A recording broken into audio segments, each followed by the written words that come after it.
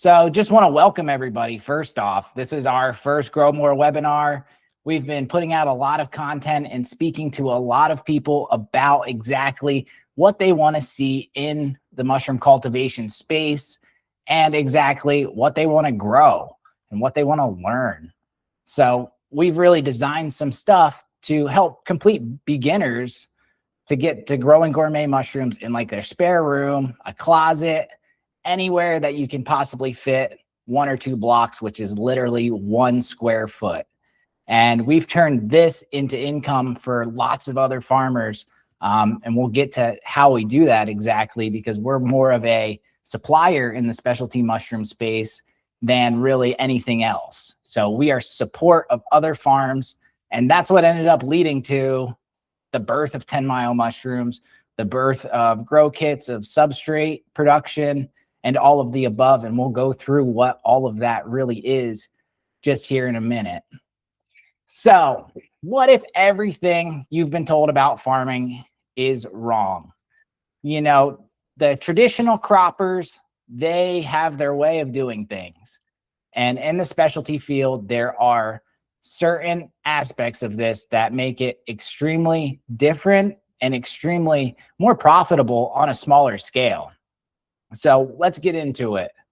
So this is for you today. If you're a complete beginner, just a casual grower, or you want the 9-to-5 exit and you're trying to actually start a business and get out of your regular 9-to-5. And all options are always available to you. And that's the beautiful thing.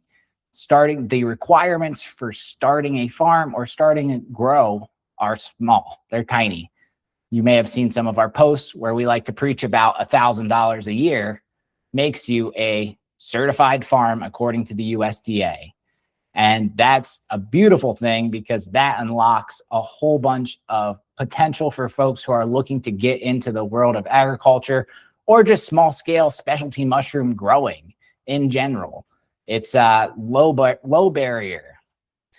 And that would be one of the reasons why mushrooms are the single best crop for folks getting into specialty crops looking for a high value, high yielding product. And the industry is so young. So, I mean, we're here on 10 years as a company, and there are not many companies who have been in the space 10 years plus. It's just kind of like a fledgling, and people are figuring it out as they go and as they grow.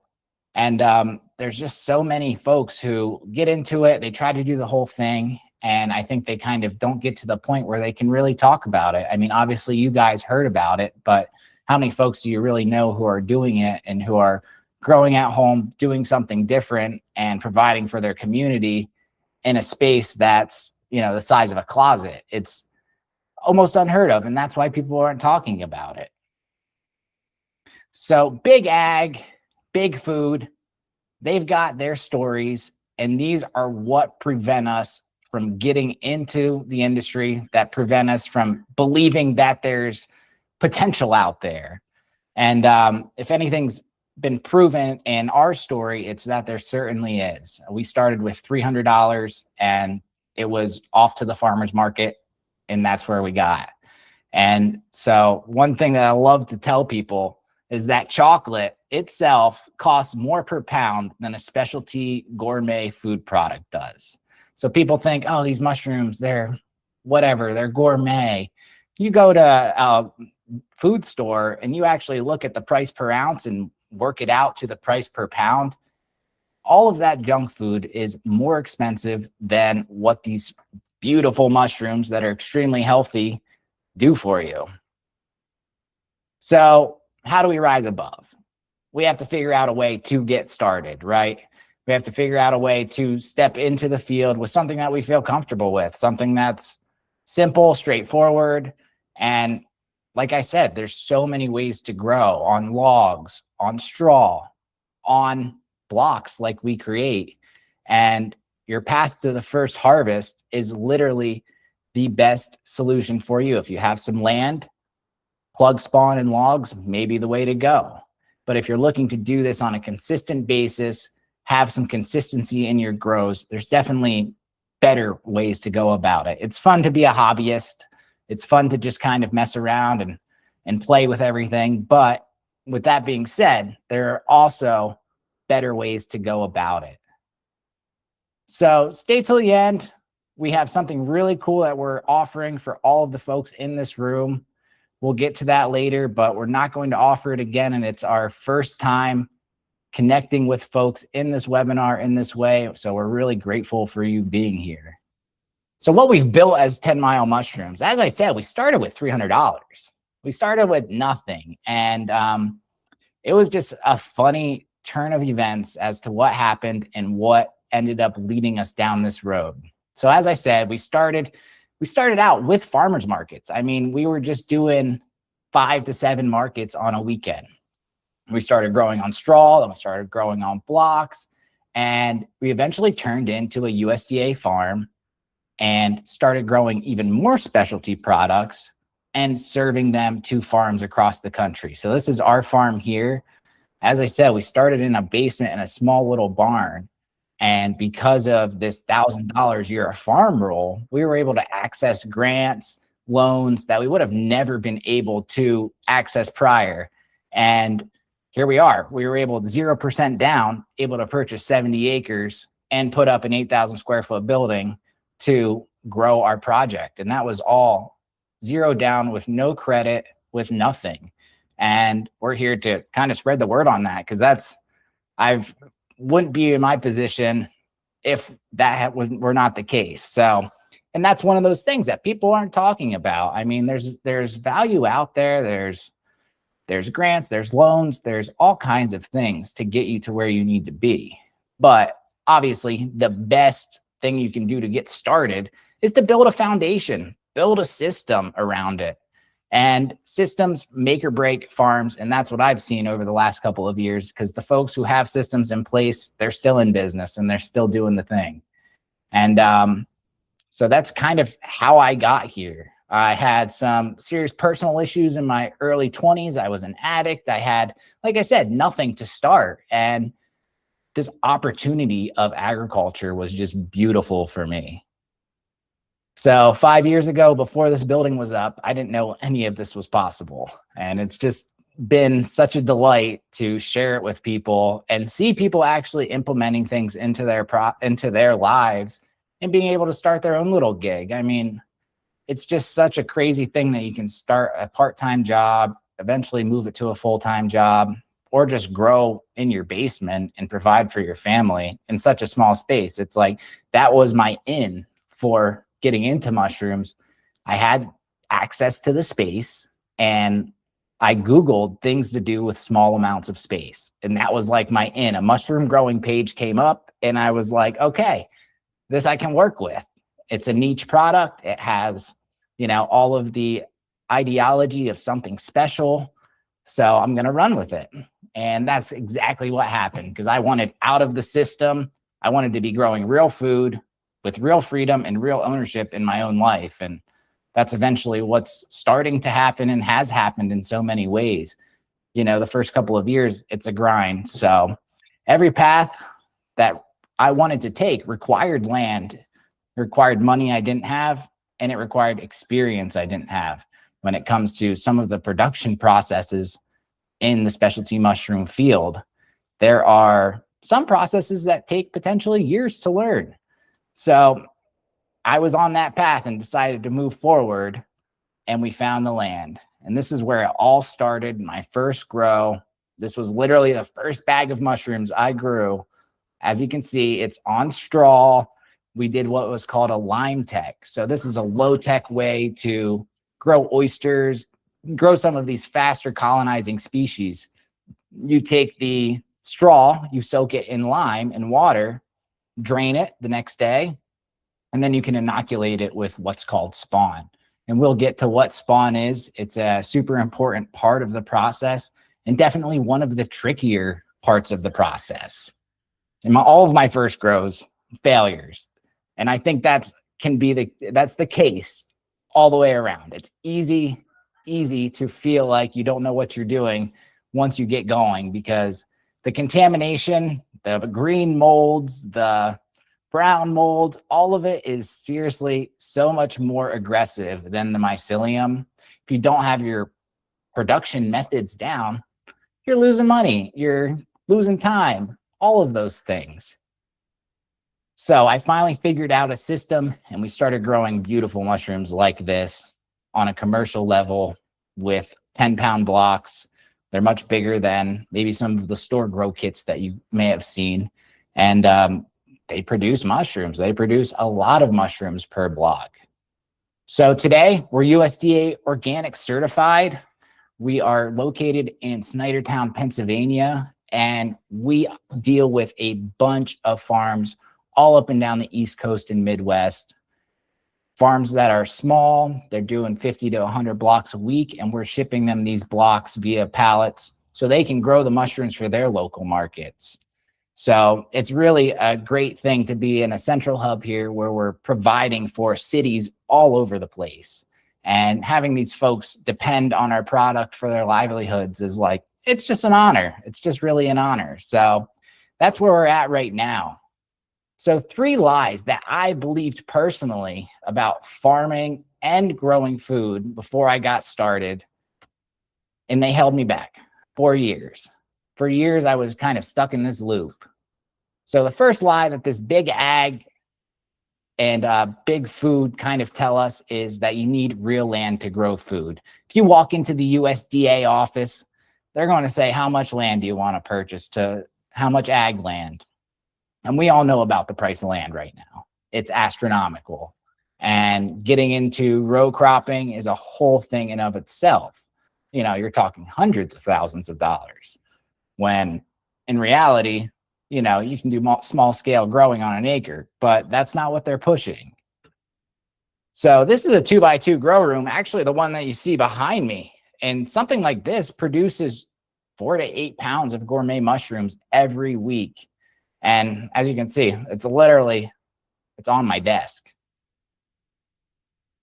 So here's the math that folks don't talk about when it comes to scaling, when it comes to the effectiveness of vertical crops and the effectiveness of having a product that has such a high and quick turnover rate. So on the left here, you can see this is literally the National Corn Growers Association saying this. And you can go on their website and check this out. This is legitimate data that they've collected, that farming 1 acre of corn yields a net loss of $100 to $150 per acre on average right now. That's sad. You know, this is stuff that's propped up by big oil. It's propped up by, you know, the ethanol industry is a big one. And also all of these artificial sweeteners, which are all things that obviously in society we don't really need. That's why these folks are losing money. Commodity prices are down and all of the input prices are way up. So the equivalent of 1 acre of gourmet mushrooms can yield you anywhere between $43,000 to $130,000 per square foot per flush. So you're talking $1 to $3 you're going to get in revenue per square foot, and that's 24 times a year. So this is a year-round thing once you have it set up. And it's funny, even the chefs that we work with, they will be like, oh, it's not mushroom season right now. And it's like, oh no, it's mushroom season all the time. And that's the beauty of this, is that you can support yourself throughout the winter. You don't need to worry about seasonal stuff. You just need to worry about your climate, your humidity, a couple of factors that we'll talk about that really lead yourself to having a successful grow and being able to turn profits like this. And obviously, it's not all rainbows and butterflies, guys. It's farming. I mean, there's still stuff that can go wrong, but there's systemic things that people can do to really create a foundation to create a profitable business and or side hustle and anything else. So as I stated earlier, 1 square foot, that's all you need for these blocks. As you can see, this block here, I'm about 9 inches. This is about 12 inches by maybe 10 inches. And this is a fully flushing lion's mane block. Probably has about 3 to 3.5 pounds on it right now. it's a monster. So these specialty crops, this is where we started. And luckily for us, it produced more food per square foot than any other traditional crop. And we were able to scale in a relatively small area. We were only, we were like, when we started, 200 square feet, slowly went to 300 square feet, then started throwing out stuff to make room. And it kind of grew from there. Our first grow room was in a old potato storage bin. So that just kind of goes to show there's lots of spots where you can get set up and growing. Your porch, your closet, there's just so many spots, your kitchen table. So moral of the story, you don't need land. You need systems to get growing, and a system at that can fit in the corner of your home. So there's tons of different ways and places to grow, as I just mentioned. And the log method, the straw method, they're all super fun and great. And it's a great way to get into this if you just want to get your hands dirty. But you're going to labor. It's going to be labor intensive, and it takes people. There's some people out there right now who are trying to do like 1,000 pounds a week with straw. And it just looks like they're just working so hard, man. And I feel for them, but it's a really great project, and they're trying to stay sustainable, which you can't knock that. You know, people trying to do something out of nothing is just a beautiful thing. So the second lie that these big ag food corporations want to tell you is that you need a science background or some kind of experience to grow mushrooms. And the problem with specialty mushrooms is there's not a lot of good information on the internet. There's a lot of information, but you're getting information from everybody. And most of these people have not grown a consistent flush ever. They're growing in their, mono tub in the basement, or they're growing in some little, they're doing cubensis or something along those lines. You see that often. And there's a lot of just misinformation. People who haven't done it, who are telling you how to make grain spawn, how to make your bags. And ultimately, a lot of the information is not the best, and you end up wasting a ton of time. And mushrooms, they don't care about your resume. You don't need to be an environmentalist. You don't need to be a super smart engineer. There's so many ways and things and little attributes nowadays we can learn on the internet, guys. I mean, we're in the most beautiful era to learn new things. So the science of mushroom growing, essentially, there's three major parts: environment, spawn, and substrate. And, we say that is it, three things. There's a lot that goes into some of these production methods, including the spawn run, which is a huge, huge part of this whole process, and is luckily one that a few companies have really got down pat and are doing well in the industry. Because when I started, spawn and good commercial spawn was extremely hard to come by. People, there was maybe one or two companies, and the product just wasn't great for a commercial operation. It was not reliable enough, which is what led us to starting our own spawn production here in-house. So spawn, a big part, most of the mycelial life cycle is like 95% mycelium. The 5% of the life cycle, that's the mushroom, is just the sexual reproduction part. It's not the bulk of the actual growing. So we like to say we're a mycelium farm. We're not really a mushroom farm, because we're growing mycelium for folks all over. We're not really fruiting tons of mushrooms.